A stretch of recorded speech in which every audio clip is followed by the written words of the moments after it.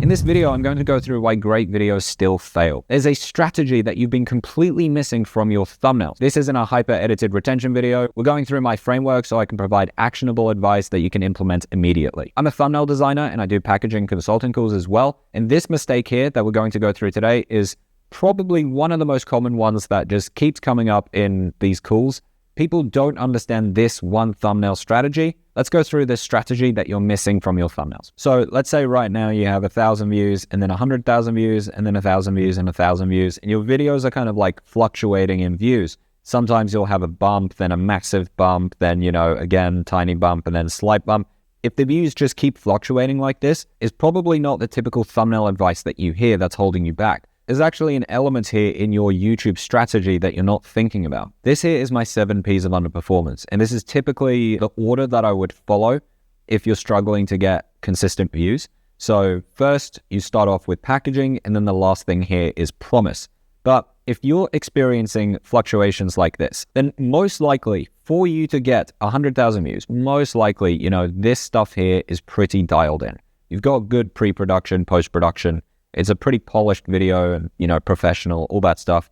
You've probably got a decent personality on camera. The thing that you're probably struggling with is having a very clear promise for your channel. I do one-on-one packaging consulting calls, and this here is a topic that very, very often comes up because even large creators really struggle with this. And that's what we're going to work through in this video. So why do we need a channel promise? Well, basically, if on your channel right now, you're getting these fluctuation in views, maybe this one here about topic 1, this here is about topic 2, this here is topic 1, this here is topic 4. Like you're changing topics in every single video. And basically, if as an audience member, I'm only interested in this topic here, even if you have the best thumbnail, you have the best pre-production, the best post-production, all of that stuff for a topic 1 video, I'm not going to click it because I don't care about topic 1.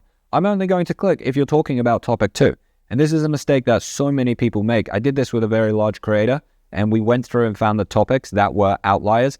And there was a very big difference in views just based on the topics. And if you're making videos every week and you're like, I cover a bit of this and this and this, it can kind of be difficult to go through that data and understand the outliers, but you really want to kind of hone into a specific topic that you're helping people with. What is the promise that you're making with your channel? So what we're going to do here is write a tattoo value statement. By the way, if you're finding this useful and you want to book a one-on-one call, you can apply below. Or if you want to get my packaging playbook, which is my on-demand course, you can get that linked in the description. That includes my title masterclass, my thumbnail masterclass, and my 5-step process for designing a thumbnail from scratch. You can get that linked in the description. This here is my framework for coming up with a very clear and concise thing that you help your audience with. Even large creators with hundreds of thousands of subscribers struggle with this, and they actually really struggle with this, which I'll talk about in the next slide. But here's what we're going to write. I help, and here you're going to write your target audience. Who is your target audience? So for me,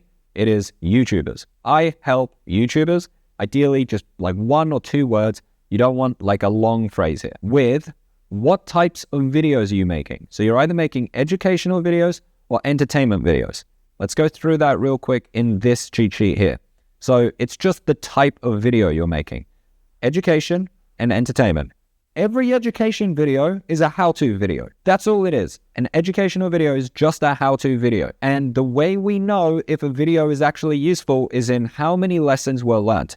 So in this video, if you're like, I watched the whole thing and I learned one thing, that's not a very valuable video. That means the video did not provide a lot of value to you. But let's say you're like, wow, I watched this video and I learned 10 things. You'd be like, that was a really valuable video because you learned a lot of lessons. Then with entertainment, it's very easy. It's just the different movie genres. So comedy, adventure, inspiration, drama, horror, romance, social experiment, etc. And the way we measure them is not through lessons learned. It's basically each of these have their own metrics. So with comedy, it's how many times do you laugh. With adventure, how many times do you say, whoa. With inspiration, it's how many times do you go, ooh, and etc. So here, write down, are you doing entertainment or education? And a lot of creators kind of go back and forth, or they're like, I want to do this, but I also want to be kind of funny and stuff like that. You need to understand people are clicking for one reason. Are they clicking to laugh, or are they clicking to learn? Are they clicking to, get that romantic feeling, or are they clicking to see an insane social experiment? People come to your channel for a specific reason. Obviously, you could have maybe, 2 or 3 of these if you want, and you kind of merge them into one, but you're not going to be an education channel and an entertainment channel. So you're picking one or the other. Put that here. So I help YouTubers with educational videos. So this is mine. 2, and now the topic. So what is the problem that we're facing? And that's why we were talking about topics before. People flip and flop and they're like, oh, I want to talk about this, and then I want to talk about this. What is your one topic? Describe it with one word. So that topic, by the way, if you're in education, it's going to be a problem. And if you're in entertainment, it's going to be an interest. So if I'm watching football-related comedy videos, that's not a problem that I'm facing. That's just an interest that I have. So the topic is either a problem or an interest. So for me, it's going to be YouTube packaging. I help YouTubers with educational videos to fix their packaging. Because I do education, it's a problem, so we're fixing that problem. I help YouTubers with educational videos to fix their packaging. And now the last bit here is either an outcome or to overcome. So one of the O's here. And this comes down to gain motivation or loss aversion. So gain motivation is we're getting something, and loss aversion is we're trying to not lose something. So I could phrase this in either way. I could say get more views, and that would be gain motivation. Or if I did loss aversion, I would just say stop losing views. So it's just whichever one here that I think works best. This kind of comes down to your channel's vibe. Overcome is often a bit more scare tactics, but it can work. So this here is now my tattoo value statement. I help YouTubers with educational videos to fix their packaging to get more views. So now every single video idea that I have has to match that statement, because if the video ideas that I'm having don't align with that tattoo value statement, that is going to cause these fluctuations in views. The reason you're not getting consistent views is because people just don't understand what your channel is about and how it helps them, or what value you're providing to them. You need to make it very clear. You need to have this one sentence here. And if you want, you could put that sentence in your channel banner if you want. Just make it really clear, like, this is how I help people.